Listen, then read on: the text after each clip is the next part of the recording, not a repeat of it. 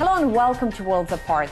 The word intelligence in English has two increasingly divergent meanings. An unrestrained capacity for learning, which is supposed to bring humanity freedom and empowerment, and secretive info gathering, whose ultimate goal is to command and control.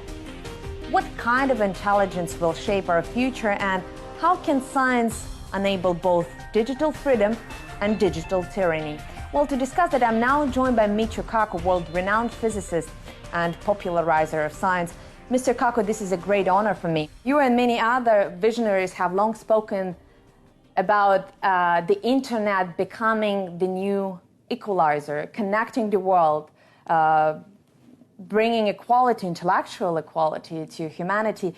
And I think many of that can really see that happening around us in our daily life. We can communicate with people from other parts of the world, we can do business, we can get education.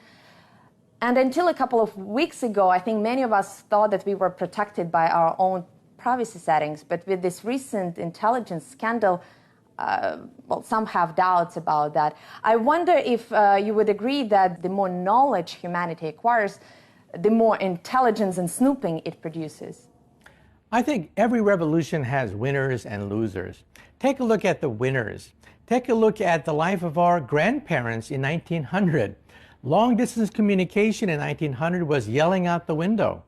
High-speed travel was getting stuck in the mud with your wagon. People only lived to be the age of 49 in the year 1900. And who are the losers in this great revolution called the information revolution? Dictatorships. Dictatorships fear the internet, because with the internet, people realize that, hey, I don't have to live like this anymore. I don't have to be poor. I don't have to keep my mouth shut. Look at what other people are doing. But there's a downside. Not Big Brother, but Little Brother.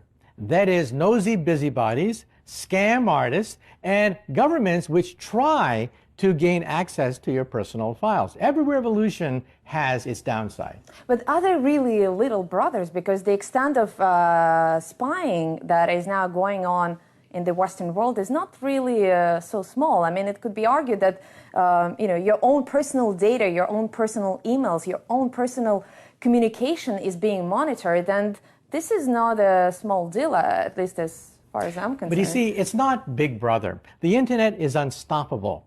People, of course, will try to use the internet to snoop on others, but you cannot stop the march of the internet. Ideas are being spread independent of governments. Now, look at what the governments are doing. There's so much data out there. They simply look at the total amount of money you pay for a bill, look for certain targeted telephone numbers, and that's about it. There's simply too much raw data out there for any government to read all your love letters and to read everything that you've written. Now, this cast of people who have greater access to technology, science, information is not just limited to scientists. I think it applies mostly to governments around the world.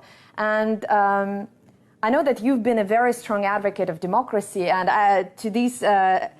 and I would like to play something that you said during one of your previous speeches, and I think we heard something similar at this conference as well. You speaking about democracy. In history, no two democracies war with each other. Because in a democracy, people want to have a good life. They want to have a family. They want to send their kids to a good school. They want to have enough to eat. They don't want to send their children to die for the king or die for the queen. Now, forgive me for saying that, I don't mean to offend you, but I think you sound a lot like George W. Bush, who also used to say that democracies don't war with each other. But the problem, of course, is that democracies launch wars against non-democracies, and they do send their sons and daughters, usually less educated, less privileged sons and daughters, to fight in those wars, not for the king, but for the government. And my question to you, do you think the level of political understanding has really been able to catch up with the development of science? Because obviously many of those wars are facilitated by science and technology. Let me be clear. Even in the future, with more democratic nations, we will still have wars. People have self-interests. They have strategic interests, domestic resource interests, and so what have you. However, The question is, whose interests are we talking about? The interests of the king or queen? They don't care about public opinion. They don't take polls. They just go and wage wars. Now, with a democracy, it's much more difficult. You have this raging debate in the newspapers. You see mothers coming on TV crying about their child that died in the last war. To go to war for a democracy takes a lot of work. But that all is a good thing. Because once a democracy decides to go to war, it's full blast. But you have the will of the people behind it. Now, let me ask you one more question about democracy and technology. And I think the two have actually something in common in a sense that they create this artificial sense of agency. And take my iPad, for example. It gives me the impression of control. I think I can use whatever I want with it. But the problem is, of course, that, I cannot change the operating system. I can only download the applications that have already been created for me. And I think democracy is a bit similar in that regard, that people believe that they have all the controls at their disposal. But some of those controls seem to be artificial. So I guess what I'm saying is that this, both democracy and technology can numb your sense of agency. Let me ask you a question. Name a better system that has withstood the long period of time, that has given people prosperity, given people peace. Give me the name of another system Mr. that is Kaku, better. I'm not arguing against democracy. I'm arguing against the appearance of democracy, which I think exists in There's many no of the such Western thing as countries. a perfect democracy. The Greeks did not have a perfect democracy. They had slaves, for God's sake, when democracy was first created. Well, I think it's a very American argument, but for many people... I think it's not American. It is the argument. Well, I don't want to get into an argument with you, but I think it is problematic for many people. But that's what democracy is all about. Democracy is about sharpening 2 points of view and let the best argument win, rather than saying, I'm the king, off with your head. But okay, let me sharpen my point. George W. Bush was a democratically elected president. Obviously, as you said, he had some consultations about that war, but that war was launched under a false pretext. The democratic procedure that exists there in the United States, consultations with the Congress, because the Congress wasn't consulted back then. So the democratic procedure wasn't really explored. I think what people you're saying didn't have a proves chance the point. to actually First of deliver all, the their very judgment. fact that you can actually say these things is a testament to the fact that the world has come a long ways from the days of the czars and the kings and the queens. You'd be put in prison for saying a fraction of the things that you just said. But I wonder why is it that freedom of speech is considered to be the domain of Western democracies? Freedom of speech, freedom of science, freedom of exploration existed in a non-democratic world as well. It did not exist. Name me a country. Name me a country throughout history, human history, that had freedom of speech, freedom of science, freedom of religion. Name me that country. To a limited extent, a lot of them. You can't, China, because there is Russia. none. Well, freedom of science. I don't think so. If you disobey the emperor, off with your head. Again, challenging the democratic system could be also very detrimental. And I would like to get your opinion on this IT vigilantism that we've seen over the past few years. Whistleblowers in the United States who blow the whistle on the American system because they believe that Which I think is a good thing. I mean, the very fact that they can go out there rather than being assassinated is a testament to democracy. Isn't that also a case that democracies want to impose that point of view on everybody else? Because what point of view does a democracy want to impose democratic on everybody way else? of governance? And we've seen a lot of very well, bloody democracy wants to examples of promote that. democracy, but democracy does not promote a religion. And while a religious group, a fundamentalist group, they want to impose their historical point of view on everybody else, and if you don't agree with it, you get your fingernails pulled out. But Mr. Kaku, it's the same with democracies, and American democracy, I think, is a prime example here, because if you disagree with the American way of living a life, you face a very real danger of a war being pushed onto your country. Let me ask you a question, right? In Afghanistan, did they harbor terrorists who wanted to do damage to the United States? I don't know that. Do nations... And okay, let me ask you a question now. On tape, let me ask you a question. Absolutely. Who was behind 9/11? Are you a conspiracy theorist? Not Are really. you these people that think that maybe George W. Bush toppled his own building? What do you think is behind 9/11? Let me ask you that question. Who was behind 9/11?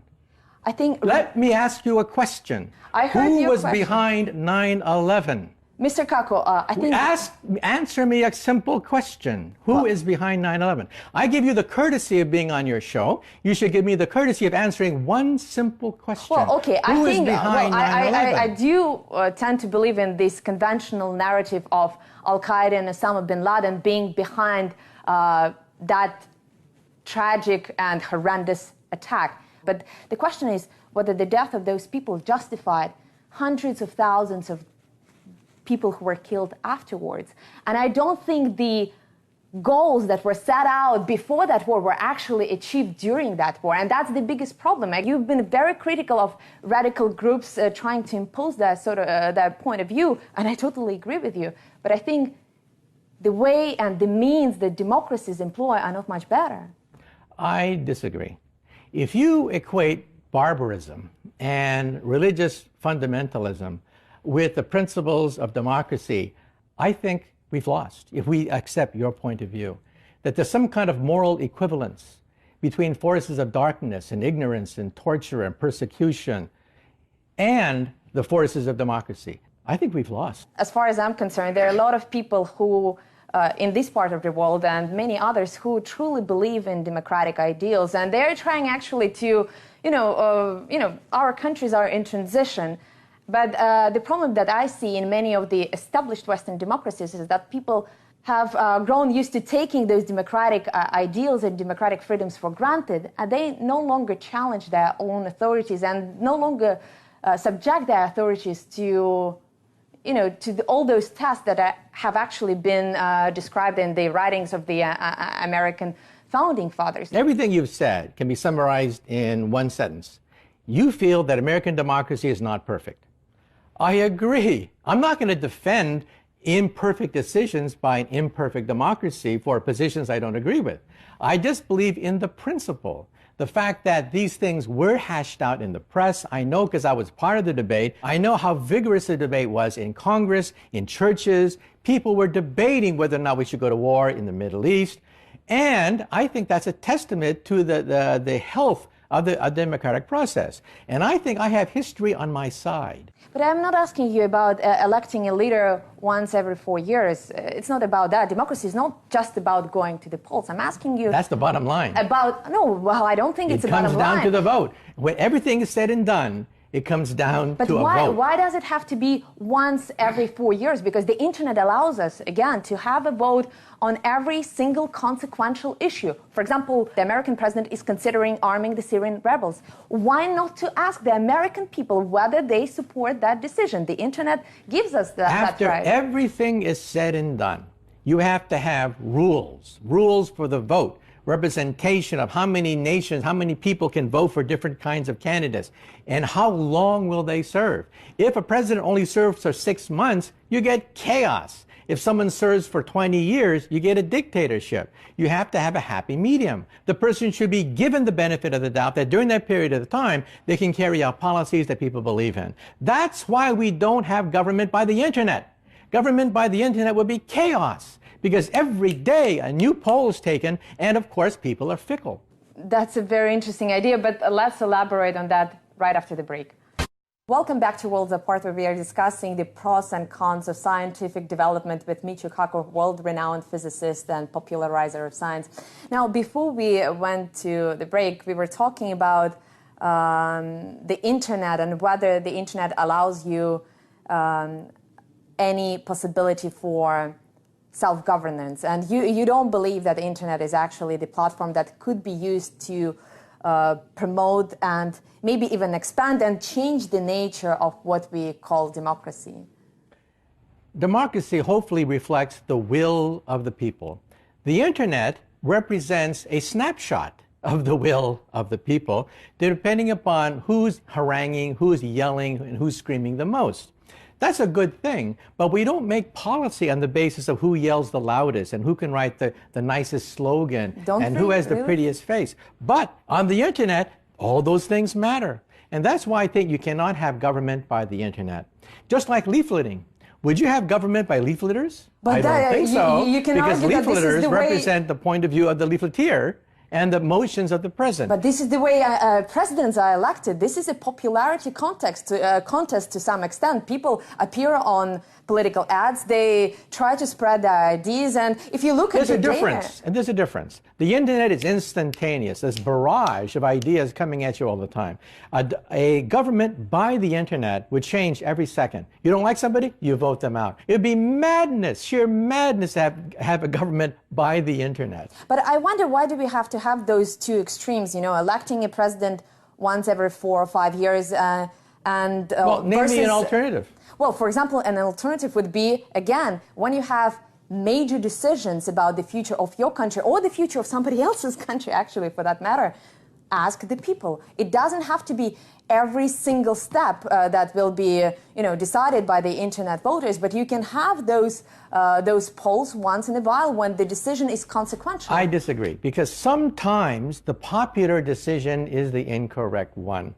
Sometimes you have to have a leader that's not short-sighted, just sees the polls day by day, but has the long-term point of view. We remember our leaders who were visionary precisely because they ignored the day-to-day, hour-by-hour feelings of the people around them.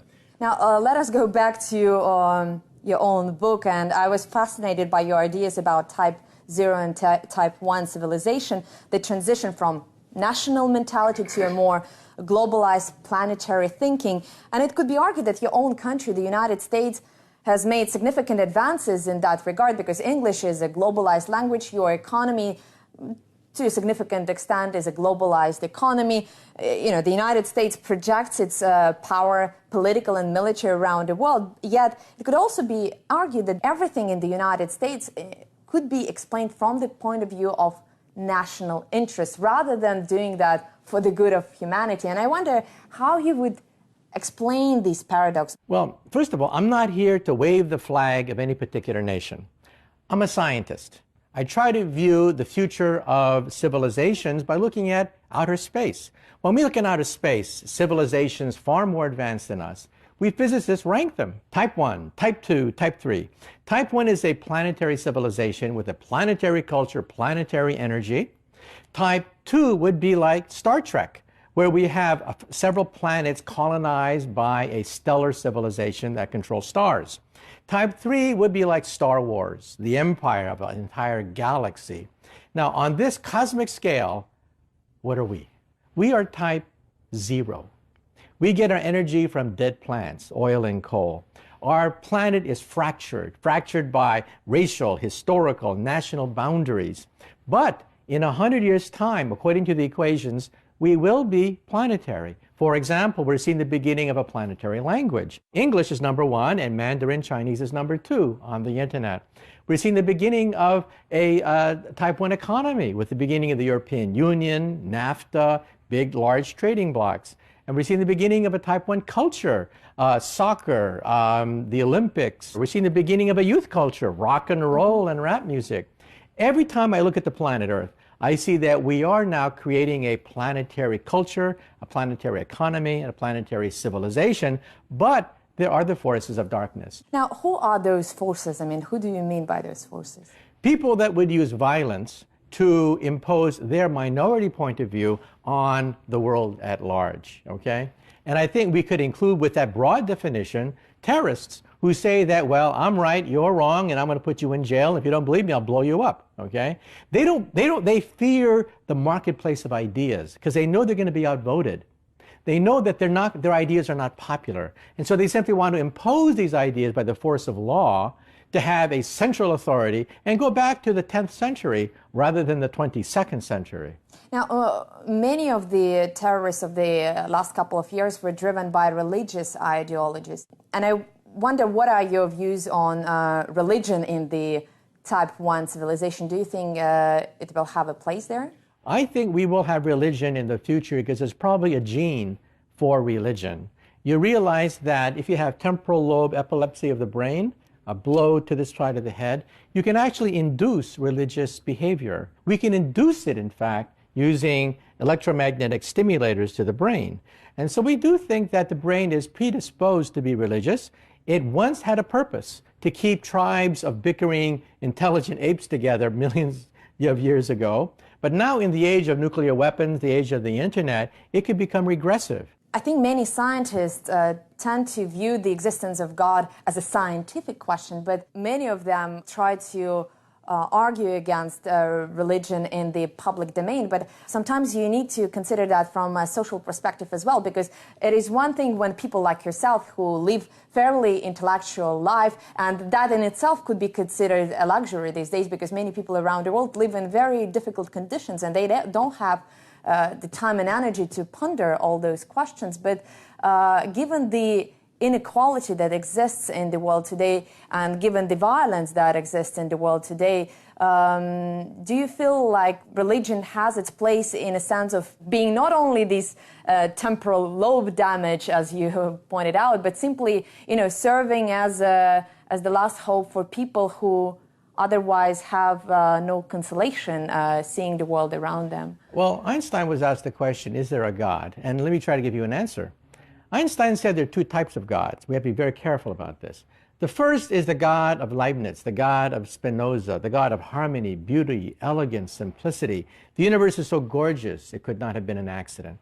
But we also have the personal God, the God that you pray to, the God that smites the Philistines, the God that slaughters your enemies, or the God of your salvation. Einstein did not believe in the second, but he did believe in the first.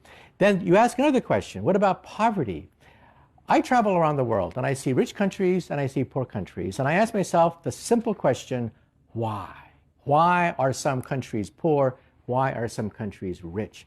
What happened? Why do we have this disparity in wealth? And the reason is it has to go back to where wealth comes from, science and technology. In the 1400s, China turned inward. They burned their fleet. They ceased to send expeditions around the world. Scientists were persecuted and China stagnated. Same thing in the Muslim world. There was a debate in the Muslim world, where does truth come from? Does truth come from the Quran or does truth come from nature? Scientists said that truth comes from nature. Other people said, no, God can change nature. God is above nature. Nature is a handcuff on God. Truth comes from the Quran, not nature. Well, we all know who won the debate. And that's one of the reasons why science in the Muslim world stagnated for about 1,000 years. In some countries, science never happened, and that's why they're poor. You've spoken about that a lot, and I think it needs to be pointed out again and again that such enthusiastic attitude to science also has its downside. And you mentioned Einstein, and he was this great pacifist and campaigned vigorously during the First World War against the war. But ultimately, when you look at his own history, it was Einstein's own research that ultimately paved the way for the bombing of Hiroshima and Nagasaki. Look at it this way. How come we're not speaking German today? How come there's not a swastika behind me? How come we don't persecute Russians and put them in incinerators right now? Because the Nazis were defeated. It took the blood and the sweat of millions of Russians and people around the world to break the back of Nazi Germany. It wasn't pleasant, okay? Mistakes were made at that time, but you realize that the effort was universal. But I think that my point was different. Obviously, I agree with you, but that's that the why bombing... work was done on the atomic bomb. Yeah, but to go up against Germany. It was used against Japan for reasons I disagree with, but it was built by scientists who did not want their relatives to be incinerated. And that's why we're not speaking German today. Absolutely, but I think that's the core of my question, that scientists are doing the job that they are doing for all the good reasons, but ultimately they cannot control how the result of their labor is being used. And better than I do that the bombing of Japan was totally senseless. If there was a dictator in our countries, you would have to work on their projects or you get tortured, okay? However, here's a situation where people volunteered to work on the A-bomb project. They thought they were going up against the Nazis, and if they uncover new laws of physics, well, hey, it's not their responsibility for creating these laws of physics. Nature created these laws of physics. What we need is a way to control them, and that's where democracy comes in. I don't want to drag us into that previous discussion that we had before, but again, you say democracy gives us a check, and look at how it was used throughout history. In 1945, Hiroshima and Nagasaki bombed several hundred 100,000 people die. About for 100,000. There are different estimates, but obviously a very large number of people die for no good strategic military reason. So you can argue that democracy failed on that account. Look at Iraq. Okay, the same thing. Hundreds of thousands are being killed. Let me say a few things. First, some of my relatives died in Hiroshima. Okay? Many Japanese trace their ancestry to Hiroshima. There was a large migration from Hiroshima to the United States as a consequence. Some of my relatives perished there. Do I hold a grudge? Look, war is not a simple tea party. It's messy. People make wrong decisions, but in their heart of hearts, they know that they have to do it because the opposite point of view would be total disaster. Given hindsight, we can always say, sorry about that. I mean, shame on you. How could you work on the atomic bomb? But if the year is 1944, okay, and there's chaos erupting in the world with millions of people, not just 100,000s, millions of people dying, okay, then you begin to realize it's more complex than a simple, well, hey, I told you so. It's much more complicated than that. I would have not dropped the atomic bomb, A, because my relatives were there, B, I think it was unnecessary. Japan was about to surrender. But given what was known at that time, I understand the opposite point of view. I don't agree with it, but I understand why the bomb was dropped. What I'm saying is whether, I think democracies have to be much more disciplined in the way they operate. Maybe scientific method could help as well, and looking back at the history and analyzing the decisions that were taken before. In August 1945, if you were to have a vote of the American people about whether or not to drop the atomic bomb that cost $2 billion in 1945 dollars and would, quote, save the life of 100,000 Americans that are scheduled to invade Japan, I think hands down a democracy would have dropped the atomic bomb. I would not have, but a democracy would, given what I know about my own people. Michio, Kaku, it's been a great honor for me. Please join us again, same place, same time, here on Worlds Apart.